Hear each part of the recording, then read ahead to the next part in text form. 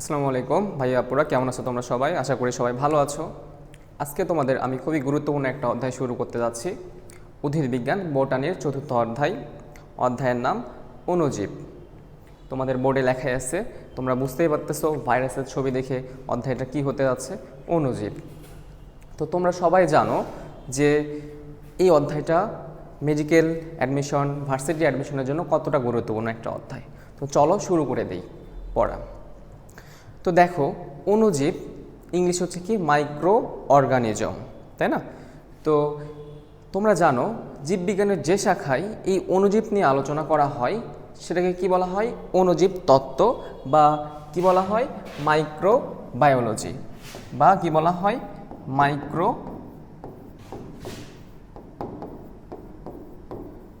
Biology. তাহলে উদ্ভিদবিজ্ঞানের যে শাখায় অর্থাৎ জীববিজ্ঞানের যে শাখায় এই অণুজীব নিয়ে আলোচনা করা হয় তাকে কি বলা হয়? Micro biology. তোমরা সবাই জানো কিন্তু যে ইন্টারমিডিয়েট শেষে যখন তোমরা ভার্সিটি লাইফে উঠবা, এই মাইক্রো বায়োলজি সাবজেক্টটা কতটা ডিমান্ডেবল একটা সাবজেক্ট। আর তোমরা যারা মেডিকেল সায়েন্সে ঢুকবা তাদের ক্ষেত্রে ফোর্থ ইয়ারে তোমাদের এই যে মাইক্রো বায়োলজি নামক একটা সাবজেক্ট পড়তে হয়। তাহলে একটা জিনিস চিন্তা করো তো, তোমাদের বইয়ে উদ্ভিদবিজ্ঞানের 12টা অধ্যায়ের মধ্যে একটা মাত্র অধ্যায় হচ্ছে অণুজীব। আর তোমরা যখন ভার্সিটি লাইফে উঠবা, মেডিকেল লাইফে উঠবা, তখন দেখো একটা পুরো বই হচ্ছে তোমার অণুজীব অর্থাৎ মাইক্রোবায়োলজি, তাই না? তাহলে সেখানে কত বিশদ আলোচনা, বুঝতেই পারতেছো। তো যাই হোক, আমরা ওদিকে না যাই, তোমাদের লেভেলে যেগুলো পড়াশোনা আছে আমরা টেকনিক্যালি সেগুলো হচ্ছে বেসিক ক্লিয়ার করার আমি তোমাদের চেষ্টা করব, ঠিক আছে? তো চলো এই অধ্যায়ের মধ্যে কি কি আলোচনা করা আছে, তো চলো আমরা শুরু করে দেই বোর্ডে পড়াশুনো। তো এই অধ্যায়ের মধ্যে আমাদের কি কি পড়াশোনা আছে দেখো, যে তোমরা সবাই জানো যে ভাইরাস আছে, এই অধ্যায়ের মধ্যে। তারপরে তোমার কি কি আছে বলো? ব্যাকটেরিয়া আছে, ভাইরাস আছে, ব্যাকটেরিয়া আছে, আর হচ্ছে তোমার কি আছে? ম্যালেরিয়া আছে, এই তিনটা টপিকস নিয়ে তোমার অধ্যায়টা কম্পোস্ট করা আছে, তাই না? তো আমরা আজকে প্রথমের টপিকটা নিয়ে আলোচনা করব, ভাইরাস ব্যাকটেরিয়া একটু আলোচনা করার চেষ্টা করব, খুবই বেসিক লেভেলের, ঠিক আছে? তো চলো আমরা শুরু করে দেই পড়াশোনা। তো ভাইরাস এবং ব্যাকটেরিয়া এই দুটার মধ্যে কিছু বেসিক কথাবার্তা আমরা বলে নেই। চলো কিছু বেসিক কথাবার্তা আমরা জেনে নেই। তোমরা দেখো, ভাইরাস এবং ব্যাকটেরিয়ার মধ্যে যদি আমরা একটু পার্থক্য করি, সেই পার্থক্যটা একটু তোমাদের আমি দেখাই। যে ধরো এটা ভাইরাস আর এটা ধরো ব্যাকটেরিয়া, এই পাশে লিখলাম ব্যাকটেরিয়া, ঠিক আছে?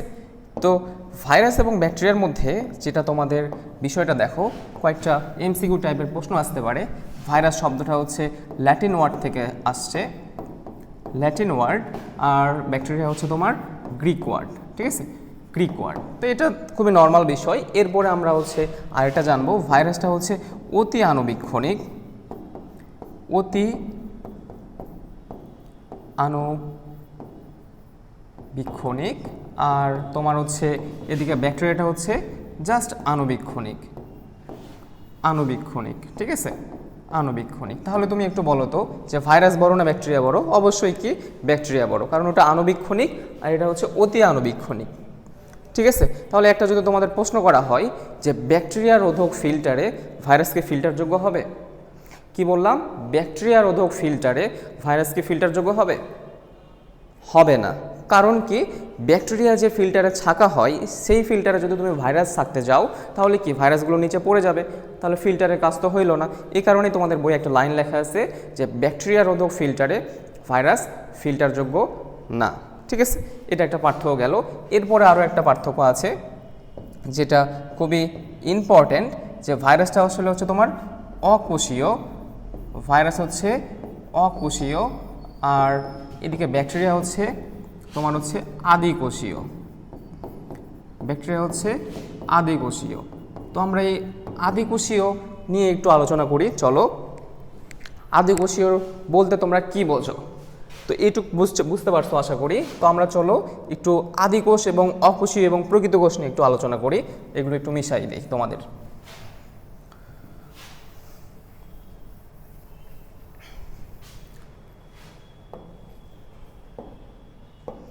কি বললাম যে আদিকোষ। তো ভাইরাসটা কি অকোষীয়। আচ্ছা ভাইরাস একটু পরে রাখি, পরে শুরু করতেছি, একটু আদিকোষ নিয়ে আলোচনা করে নেই। আদিকোষ বলতে তোমরা কি বোঝো? তোমরা সবাই জানো, প্রথম অধ্যায়ে পড়ে এসেছো যে আদিকোষ যে কোষের নিউক্লিয়াসটা সুগঠিত না। কি বলা হইলো? যে কোষের নিউক্লিয়াসটা তোমার কি, নিউক্লিয়াসটা একটু বড় হয়ে গেছে তোমার, একটু করে নেই। নিউক্লিয়াসটা কি সুগঠিত না, নিউক্লিয়াস সুগঠিত না, সুগঠিত নয়। কাদের? আদিকোষের। আর প্রকৃত কোষের ক্ষেত্রে নিউক্লিয়াসটা সুগঠিত। তাহলে উপরে যদি আমরা একটু হেডলাইন দিয়ে দেই যে এটা হচ্ছে আদিকোষ, আর এটা হচ্ছে তোমার প্রকৃত কোষ। যদিও আমরা ভাইরাস পড়াইতেছি, তারপরেও কোষের কথা যেহেতু চলে আসলো, আর ভাইরাসটা কি অকোষীয়, ভাইরাস হচ্ছে অকোষীয়, তার দেহের মধ্যে কোনো কোষ নাই। তো দেখো সুগঠিত নয় বলতে কি বোঝা যাচ্ছে? আদিকোষের নিউক্লিয়াসের সুগঠিত নয়। কেন সুগঠিত নয়? কারণ নিউক্লিয়াসের যে প্রাচীর, নিউক্লিয়াসের যে তোমার হচ্ছে একটা নিউক্লিয়াস যদি আমি আঁকাই, এই যে তোমার যে নিউক্লিয়াসের চারিদিকে যে একটা দ্বিস্তরীয় আবরণ থাকে, তাই না? দ্বিস্তরীয় আবরণ যেটা থাকে, সেই আবরণটা কিন্তু আদিকোষের নিউক্লিয়াসের ক্ষেত্রে থাকে না। এবং নিউক্লিয়াসের মধ্যে যে টিপ আকৃতির যে একটা কি বলা হয় এটাকে, নিউক্লিওলাস, এই নিউক্লিওলাসটাও কিন্তু আদিকোষের থাকে না। এবং যে নিউক্লিওপ্লাজম, নিউক্লিয়াসের মধ্যে যে তরল অংশ, এটাও কিন্তু আদিকোষের মধ্যে থাকে না।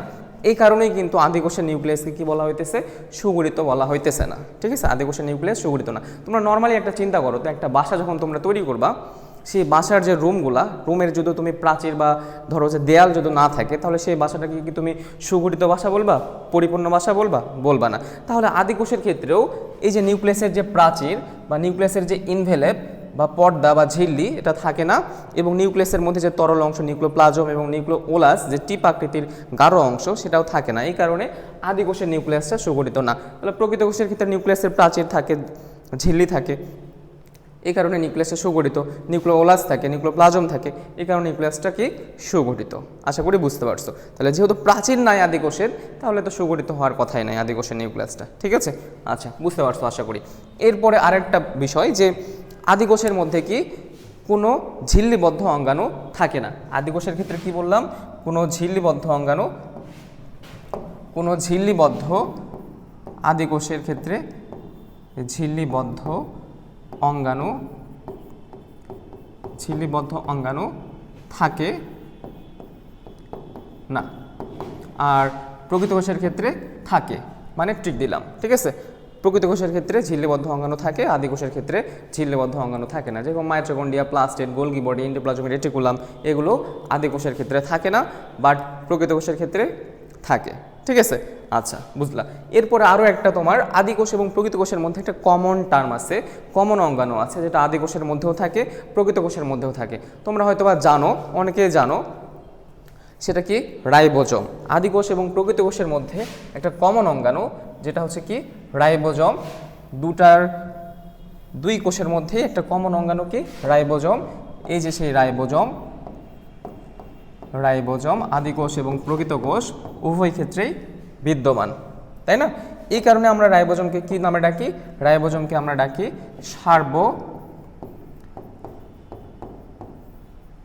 সার্বজনীন অঙ্গাণু। খুবই ইম্পর্টেন্ট একটা এমসিকিউ অ্যাডমিশনের জন্য, যে সার্বজনীন অঙ্গাণু কাকে বলা হয়? সার্বজনীন অঙ্গাণু কাকে বলা হয়?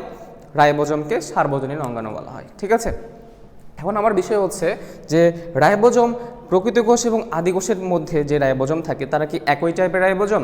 না, একই টাইপের হইতে পারে না, কারণ আদিকোষ এবং প্রকৃত কোষের মধ্যে তো একটা ডিফারেন্স আছে। তাহলে রাইবোজোম দুটাতেই থাকে, কিন্তু রাইবোজোমের দুটো টাইপ আছে, একটা টাইপ থাকে আদিকোষে আর একটা টাইপ থাকে প্রকৃত কোষে। তো চলো আমরা সেই টাইপ দুটো একটু দেখে নেই তোমাদের। তাহলে রাইবোজোমকে তাদের আকার এবং সেডিমেন্টেশন রেটের উপর ভিত্তি করে দুটা ভাগে ভাগ করা হয়েছে। কি বললাম? আকার। রাইবোজোমকে হচ্ছে আকার ও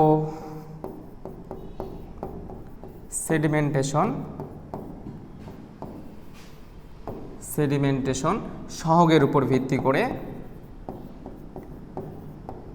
সেডিমেন্টেশন সহগের উপর ভিত্তি করে রাইবোজোমকে দুইটা ভাগে ভাগ করা হয়েছে। কি বললাম? আকার এবং সেডিমেন্টেশন রেট, মানে অধঃক্ষেপণের রেট, অধঃক্ষেপণের হারের উপর ভিত্তি করে রাইবোজোমকে দুইটা ভাগে ভাগ করা হয়েছে।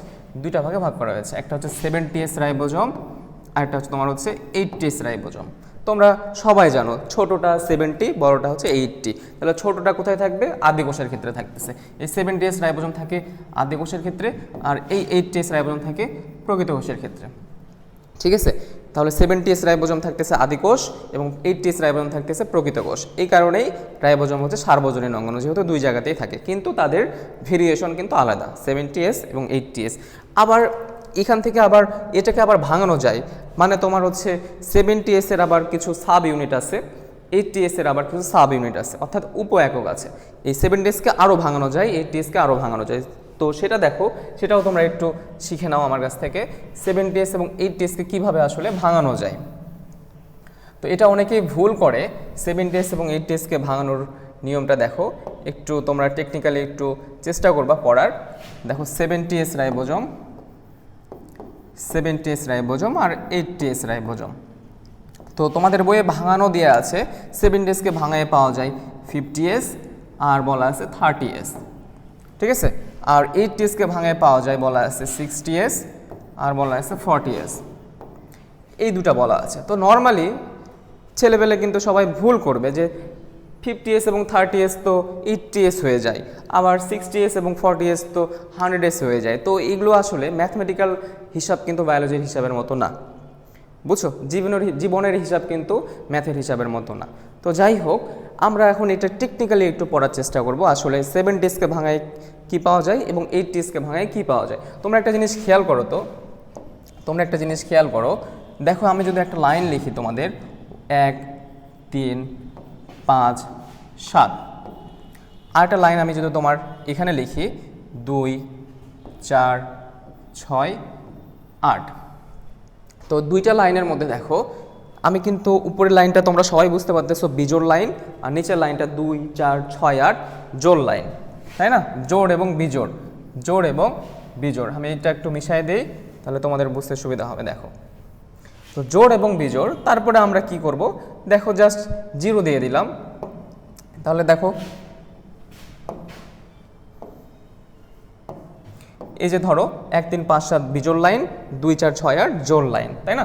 এরপরে আমরা কি করতেছি দেখো, একটু খেয়াল করো যে 1 এবং 2কে ধরো আমরা মিশাই দিলাম, 1 এবং 2 নাই, তাহলে 3 5 7 4 6 8 জোড় বেজোড়, জোড় বেজোড়। তারপরে কি হইতেছে দেখো, খুবই নর্মাল হিসাব, জাস্ট 0 দিয়ে দাও, তুমি জাস্ট 0 দিয়ে দাও, জাস্ট তুমি একটু কি দিয়ে দেবা, 0 দিয়ে দেবা। দেখো 30 50 70 40 60 80। তাহলে একটু আগে আমরা কিন্তু একটা জিনিস খেয়াল করলাম, 70Sকে ভাঙায় কি পাওয়া গেছিল, 30 এবং 50, 30S এবং 50S। ওই যে এস মানে সভেদবার্গ ইউনিট, ভেদবার্গ ইউনিট হিসাবে বিজ্ঞানের নাম অনুযায়ী ওখানে এস লাগানো আছে, তাহলে সভেদবার্গ ইউনিট সেটা, আমাদের তো সেটা কোনো যায় আসে না, আমরা তো এই যে এস তো বিজ্ঞানের নাম অনুযায়ী আমরা সেখানে অ্যাটাচ করে দিচ্ছি। তাহলে তোমরা হিসাবটা কি বুঝলা, যে 80Sকে ভাঙায় তুমি দেখো এবং 70Sকে ভাঙায় তুমি দেখো, যে 70Sকে ভাঙায় তুমি পাইলা কি কি সাব ইউনিট পাওয়া যায়, 50S এবং 30S, আর 80Sকে তুমি কি সাব ইউনিট পাবা, 40S এবং 60S। তাহলে তুমি মনে রাখবা, একটা উপরে তোমার বিজোড় লাইন 3 5 7, নিচে হচ্ছে জোড় লাইন 4 6 8, 4 6 8। তাহলে ওই যে 40 60 মিলে হচ্ছে 80, 30 50 মিলে হচ্ছে 70। তাহলে এইভাবে হিসাবটা করলে তোমরা সহজেই এমসিকিউটা সঠিক অ্যান্সার করতে পারবা। ঠিক আছে, আশা করি বুঝতে পারছো। ঠিক আছে, আচ্ছা, তো আমরা ওদিকে আর না যাই, চলো আমরা আবার ভাইরাসের দিকে ফিরে যাই। ঠিক আছে, ভাইরাসের দিকে ফিরে যাই। ভাইরাসটা কি ছিল, অকোষীয় ছিল। আমরা সেই ভাইরাসের গঠনের দিকে এখন ঢুকবো। ঠিক আছে, ভাইরাসের গঠনের দিকে ঢুকবো, সেই অকোষীয় সেই ভাইরাসের গঠনের দিকে আমরা চলো ঢুকে যাই।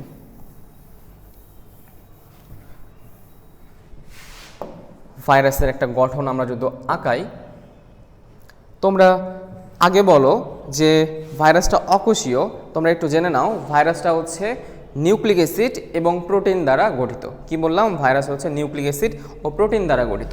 তাহলে ভাইরাসের গঠনে আমরা কি লিখব, ভাইরাসের গঠনে আমরা কি লিখব, নিউক্লিক অ্যাসিড ও প্রোটিন, ঠিক আছে, নিউক্লিক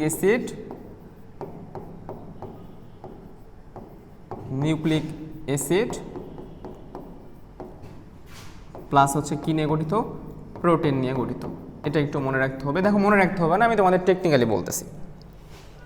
নিউক্লিক অ্যাসিড এবং প্রোটিন নিয়ে গঠিত, আমাদের দেহের মতোই দেখো গঠন, আমাদের দেহের মতোই ভাইরাসের দেহেরও গঠন। তুমি একটা জিনিস চিন্তা করো, আমাদের দেহের সব থেকে ভিতরের ক্ষুদ্রতম ইউনিট কি, কোষ। কোষ, তাই না, সব থেকে ছোট ইউনিট কোষ। আচ্ছা, কোষের মধ্যে আরও ক্ষুদ্রতম ইউনিট কি, ডিএনএ, মাস্টার মলিকুল বলা হয়, মানে কোষের যাবতীয় রাসায়নিক কার্যক্রমগুলোকে নিয়ন্ত্রণ করে কে, এই ডিএনএ। তাহলে দেখো একদম কেন্দ্র হিসেবে কে থাকতেছে আমাদের দেহের মধ্যে, ডিএনএ থাকতেছে। তাহলে এই যে ভাইরাসের আমরা বলেছি যে নিউক্লিক অ্যাসিড এবং প্রোটিন নিয়ে গঠিত। তোমরা জানো নিউক্লিক অ্যাসিড দুই ধরনের, একটা ডিএনএ ডিঅক্সিরাইবোনিউক্লিক অ্যাসিড, আর একটা তোমার হচ্ছে আরএনএ রাইবোনিউক্লিক অ্যাসিড, একটা তোমার আরএনএ রাইবোনিউক্লিক অ্যাসিড। তাহলে ভাইরাসের কিন্তু দেখো এই যে নিউক্লিক অ্যাসিড তথা তোমার হচ্ছে ডিএনএ অথবা আরএনএ, এরা কিন্তু ভাইরাসের কেন্দ্রীয় বস্তু, মানে একদম ভিতরের বস্তু। আমাদের দেহের সব থেকে ভিতরে কোষ, কোষের ভিতরে কি ডিএনএ, মাস্টার মলিকুল। অনুরূপভাবে ভাইরাসের কেন্দ্রীয় বস্তু, মানে একদম ভিতরের বস্তু হচ্ছে এই নিউক্লিক অ্যাসিড তথা ডিএনএ অথবা আরএনএ। তাহলে আমরা এখানে কি লিখতে পারি, যে ভাইরাসের কেন্দ্রীয় বস্তু, মানে একদম ভিতরের বস্তু, কেন্দ্রীয় বস্তু হিসেবে তোমার হয় ডিএনএ থাকে, না হয় আরএনএ থাকে। তবে একটা জিনিস অবশ্যই মনে রাখবা, ডিএনএ এবং আরএনএ একই সাথে অবস্থান করতে পারে না ভাইরাসের দেহে। আমরা চিত্র আঁকালে তোমরা ক্লিয়ার হয়ে যাবা, কি বললাম, ভাইরাসের দেহে ডিএনএ এবং আরএনএ একই সাথে অবস্থান করতে পারে না, ঠিক আছে। কিন্তু মানুষের দেহের ক্ষেত্রে আবার কিন্তু পারে। ধরো আমাদের দেহের মধ্যে কি থাকে, ডিএনএ থাকে, একটা ধরো আরএনএ ভাইরাস ঢুকে গেছে, এই যে বর্তমানে তোমার কি করোনা ভাইরাস, এই করোনা ভাইরাস কি আরএনএ ভাইরাস। তাহলে আমাদের দেহের মধ্যে ডিএনএ আছে এবং করোনা ভাইরাসের আরএনএ, তাহলে কি হয়ে গেল, ডিএনএ আরএনএ একই সাথে অবস্থান করতেছে। কিন্তু একটা ভাইরাসের দেহে কখনোই একই সাথে ডিএনএ এবং আরএনএ অবস্থান করতে পারে না। হয় সেটা ডিএনএ থাকবে, যদি ডিএনএ থাকে তাহলে ডিএনএ ভাইরাস, যদি আরএনএ থাকে তাহলে হচ্ছে আরএনএ ভাইরাস, ঠিক আছে। আমরা চিত্র আঁকালেই ক্লিয়ার হয়ে যাবা। তো যাই হোক, কেন্দ্রীয় বস্তু হিসেবে থাকতেছে কি, নিউক্লিক অ্যাসিড, সেটা ডিএনএ হতে পারে অথবা আরএনএ হতে পারে, আমাদের দেহের মতোই, ঠিক আছে। আর আমাদের দেহের স্ট্রাকচার কে গঠন করে বলো তো, বাইরের দিকে স্ট্রাকচারটা কে গঠন করে, প্রোটিন না। আমাদের যে মাংস, স্কিন, এগুলো কে গঠন করছে, প্রোটিন কিন্তু। তাহলে ভাইরাসের বাইরে যে স্ট্রাকচার কে গঠন করবে, প্রোটিন। তাহলে দেখো এই যে প্রোটিন, প্রোটিন, তাহলে এটা কি লিখবা, স্ট্রাকচার গঠন করে, ঠিক আছে। স্ট্রাকচার গঠন করে, অর্থাৎ আবরণ, বাইরের আবরণ। তাহলে বাইরের আবরণ কে গঠন করতেছে, প্রোটিন গঠন করতেছে, ঠিক আছে। তাহলে ভাইরাসের বাইরের যে স্ট্রাকচার তথা আবরণ কে গঠন করতেছে, প্রোটিন গঠন করতেছে। আশা করি ক্লিয়ার হয়েছো। তাহলে ভাইরাসের গঠন হিসেবে কে কে থাকতেছে, নিউক্লিক অ্যাসিড ও প্রোটিন। ক্লিয়ার, ওকে। এখন আমরা একটা চিত্র দেখি, চিত্র দেখলেই তোমরা মোটামুটি ক্লিয়ার হয়ে যাবা। দেখো একটা চিত্র যদি আমরা আঁকাই তাহলে মোটামুটি ক্লিয়ার হয়ে যাবা। খেয়াল করো, একটা ভাইরাস আমি আঁকাই, তোমরা বলবা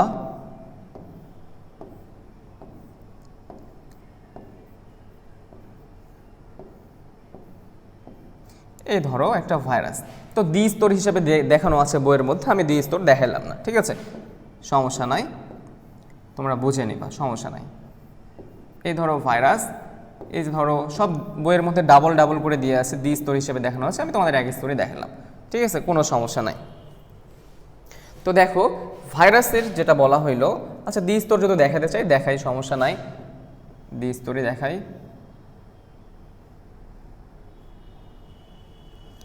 এই ধরো সুন্দর করে আমরা ভাইরাসের স্ট্রাকচারটা আঁকাইলাম।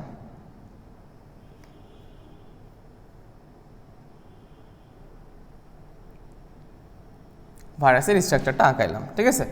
তো এই যে ভাইরাসের যে স্ট্রাকচার, বাইরের যে গঠন, সেটা কে গঠন করে, একটু আগেই বললাম, প্রোটিন গঠন করে, প্রোটিন গঠন করে।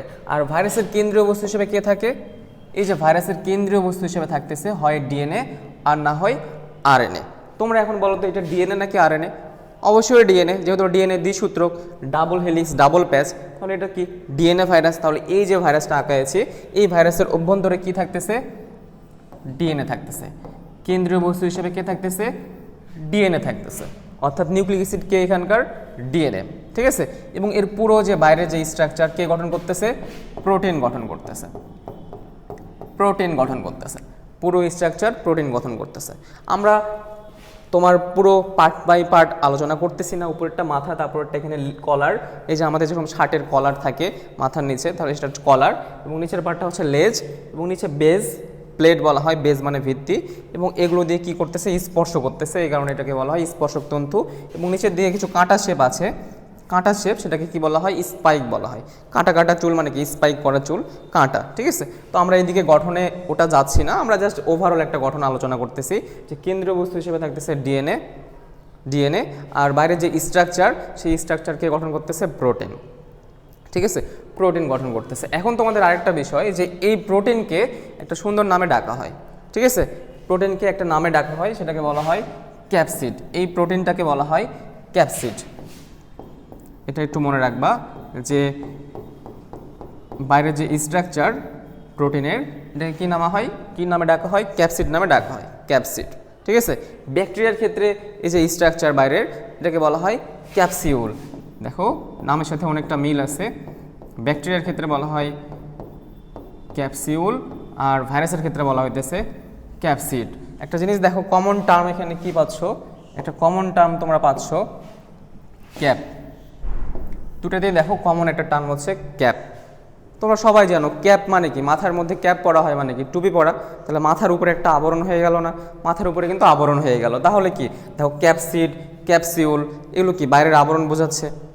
তোমরা কিন্তু প্রাণীবিজ্ঞানে পড়ছো যে বৃক্কের আবরণ, কিডনির আবরণ, তাই না। দেখো কি বলা হয়েছিল, বোম্যান্স ক্যাপসুল, রেনাল ক্যাপসুল কিডনির ক্ষেত্রে। তাহলে দেখো ক্যাপসুল ওখানেও লেখা ছিল, তাই না, ক্যাপসুল ওখানেও ছিল। আবার দেখো যে তোমার যকৃতের আবরণকে কি বলা হয়, গ্লিসন্স ক্যাপসুল, তো ক্যাপসুল বলা আছে।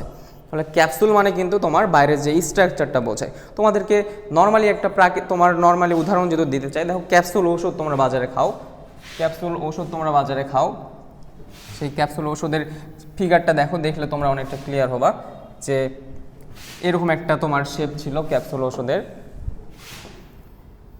এটা ক্যাপসুলের না, আর ভিতরের দিকে কী থাকে, ছোটো ছোটো ছোটো ছোটো দানা থাকে, এটা তো ক্যাপসুল। এই টাইপের ওষুধগুলোকে কী নামে রাখা হয়, ক্যাপসুল। তাহলে ক্যাপসুল কেন বলা হচ্ছে, বাইরের দিকে একটা এক্সট্রা করে তাদের হচ্ছে আবরণ আছে, এই আবরণের কারণেই কিন্তু ওষুধগুলোর নাম হয়ে গেছে ক্যাপসিউল। কিছু ট্যাবলেট, কিছু সিরাপ, সাসপেনশন, বুঝছো। তো যাই হোক, ক্যাপসুল, ক্যাপ কথাটা কিন্তু কমন। তাহলে ভাইরাসের যে বাইরের স্ট্রাকচারকে গঠন করতেছে প্রোটিন, সেই প্রোটিনের স্ট্রাকচারকে কী বলা হয়, ক্যাপসিড বলা হয়, ঠিক আছে, ক্যাপসিড বলা হয়। তো আশা করি অনেকটা তোমরা ক্লিয়ার হইছো। ভাইরাসের কেন্দ্রীয় বস্তু হিসেবে থাকতেছে কে, ডিএনএ অথবা আরএনএ। এটা আমরা যে স্ট্রাকচার দেখাইছি সেটা হচ্ছে ডিএনএ ভাইরাস। যদি আরএনএ ভাইরাস দেখাতে চাই, দেখো আরএনএ ভাইরাসের একটা চিত্র তোমাদেরকে দেখাই। আরএনএ ভাইরাসের একটা চিত্র যদি দেখাতে চাই, দেখো চিত্রটা একটু দেখো। আরএনএ কিন্তু এক সূত্রক, মানে আরএনএর কিন্তু একটাই মাথা থাকবে, দুইটা মাথা থাকবে। দেখো এটা একটু ভালো করে ক্লিয়ার করি। আরএনএ যদি দেখাতে চাই, দেখো এই যে একটা প্যাচ, ঠিক আছে, এবং এটাকে যদি তুমি ডাবল করে দিতে চাও তাহলে একটু সুন্দর লাগবে। এই যে আরএনএর স্ট্রাকচার, উপরে একটা মাথা, নিচে একটা মাথা, কিন্তু এটা দেখো চারটা মাথা, তাই না। আচ্ছা, এরপরে দেখো নিচের, তাহলে এটা কেন্দ্রীয় বস্তু হিসেবে গেল, এটা কি কেন্দ্রীয় বস্তু হিসেবে চলে গেল। এরপরে তোমার কি গঠন করে, প্রোটিন। তাহলে এর দেহ গঠন করতেছে কি, প্রোটিন। এই যে এরকম করে তার দেহ গঠন করতেছে, ঠিক আছে, দেহ গঠন করতেছে কি, প্রোটিন। তাহলে দেখো এটার যে স্ট্রাকচার, এই ভাইরাসের স্ট্রাকচারে আমরা কি বলতে পারি, যে দেখো কেন্দ্রীয় বস্তু হিসেবে কে আছে, আরএনএ আছে, কেন্দ্রীয় বস্তু হিসেবে কে আছে, আরএনএ আছে, এবং যে এর যে স্ট্রাকচার, এই যে বডির যে স্ট্রাকচার, সেটা কিসের, প্রোটিনের। বডির যে স্ট্রাকচার সেটা কিসের, প্রোটিনের, তাই না, প্রোটিনের। এখানে আরেকটা বিষয় আছে, এখানে আরও একটা বিষয় আছে তোমাদের, একটু তোমাদের ক্লিয়ার করি। দেখো এই যে বডির স্ট্রাকচার, সেটা কী দ্বারা তৈরি, প্রোটিন দ্বারা তৈরি। এই প্রোটিনকে কি বলা হয়, ক্যাপসিড বলা হয়। তো এই ক্যাপসিডেরও আবার কি উপ একক আছে, মানে ক্যাপসিডের ছোট ছোট ইউনিটকে বলা হয় ক্যাপসোমিয়ার। অর্থাৎ তোমাদেরকে যদি আমি অন্য একটা কালার দিয়ে এখানে বোঝাই, তাহলে তোমরা ক্লিয়ার হবে আশা করি। দেখো ক্যাপসিডের পরে আরও ছোট ছোট কিছু স্ট্রাকচার থাকবে, সেটাকে বলা হয় ক্যাপসোমিয়ার। তাহলে উপরের গঠনে তোমার নিউক্লিক অ্যাসিড হিসেবে এখানে আছে কি, আরএনএ, এবং বডিতে গঠন করছে কি, প্রোটিন। এই প্রোটিনকে বলা হয় ক্যাপসিড। এই ক্যাপসিডের আবার ছোট ছোট একক আছে, সাব ইউনিট আছে, সেটাকে বলা হয় ক্যাপসোমিয়ার, ক্যাপসোমিয়ার। তাহলে তোমার বিষয়টা কি দাঁড়ালো, যে ক্যাপসিডকে ভাঙায় কি পাবা, এই যে নিচের পার্টটাকে আমি আইডেন্টিফাই করি, একটু দেখো নিচের পার্টটাকে। এটা হচ্ছে তোমার ক্যাপসোমিয়ার,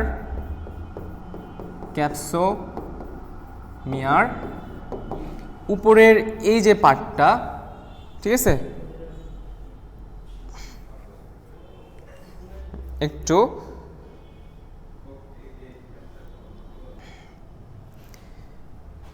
এই দেখো উপরের হলুদ পার্টটা, এটা হচ্ছে তোমার কি ক্যাপসিড, আর নিচে ক্যাপসিডের ছোট ছোট অংশকে কি বলা হইলো ক্যাপসোমিয়ার, ঠিক আছে, ক্যাপসোমিয়ার। তাহলে একটা জিনিস খেয়াল করো, এখানে ক্যাপসিডকে ভাঙায় কি পাচ্ছি আমরা, ক্যাপসোমিয়ার পাচ্ছি। তাহলে এখানে খুবই একটা ইম্পর্টেন্ট বিষয় যে কিছু ভাঙলে তার অংশ বের হয়, তাহলে দেখো এই যে ক্যাপসিডের অংশকে বলা হইতেছে ক্যাপসোমিয়ার। তাহলে এরকম একটা জিনিস এখানে কমন একটা টার্ম তোমরা আরও অনেক ক্ষেত্রেই পাবা, সেই টার্মগুলো একটু তোমাদের আমি ক্লিয়ার করি। দেখো তোমরা একটা জিনিস মনে রাখবা যে কোনো কিছু শেষে যদি তোমার মিয়ার থাকে, কথাটা কোনো কিছু শেষে কি বললাম, কোনো কিছু শেষে যদি মিয়ার থাকে, এই মিয়ার মানে বোঝায় অংশ। তাহলে দেখো ক্যাপসিডের অংশকে কি বলা হইলো ক্যাপসিডের অংশকে কি বলা হইলো ক্যাপসোমিয়ার, এই যে মিয়ার। তাহলে কোনো কিছু শেষে যদি মিয়ার থাকে তাহলে সেটা কি দ্বারা বুঝবো, অংশ বুঝবো, ঠিক আছে। অনুরূপভাবে দেখো সেন্ট্রোজোমের অংশকে কি বলা হয় সেন্ট্রোমিয়ার, ক্রোমোজোমের অংশকে কি নামে ডাকা হয় ক্রোমোমিয়ার, ঠিক আছে। তাহলে লাস্টে যদি তোমার মিয়ার থাকে তাহলে কি বোঝায়, অংশ বোঝায়, ঠিক আছে। যদি লাস্টে মিয়ার থাকে কি বোঝায়, অংশ বোঝায়। তাহলে মোটামুটি আমরা ভাইরাসের স্ট্রাকচারটা পেয়ে গেলাম যে নিউক্লিক অ্যাসিড থাকে কেন্দ্রবস্তু হিসাবে, হয় ডিএনএ থাকবে না হয় আরএনএ থাকবে। এটাতে ডিএনএ ছিল, এটাতে কি ছিল, আরএনএ ছিল। এবং বডির স্ট্রাকচার কে গঠন করবে, আমাদের মতোই প্রোটিন দ্বারা গঠন হবে, সেটাকে কি নামে ডাকা হইলো, ক্যাপসিড নামে ডাকা হইলো, তাই না। এবং এই ক্যাপসিডের আবার ছোট উপ একক আছে, সেটাকে কি নামে বলা হইলো ক্যাপসোমিয়ার। এই তো মিয়ার মানে কি বুঝলাম, অংশ বুঝলাম। এই তো মোটামুটি আমাদের ভাইরাসের বেসিক পড়াশোনা, ঠিক আছে। তো আজকে এই পর্যন্তই ভাইয়া আপুরা, তোমরা সবাই সুস্থ থাকো, ভালো থাকো, আল্লাহ হাফেজ।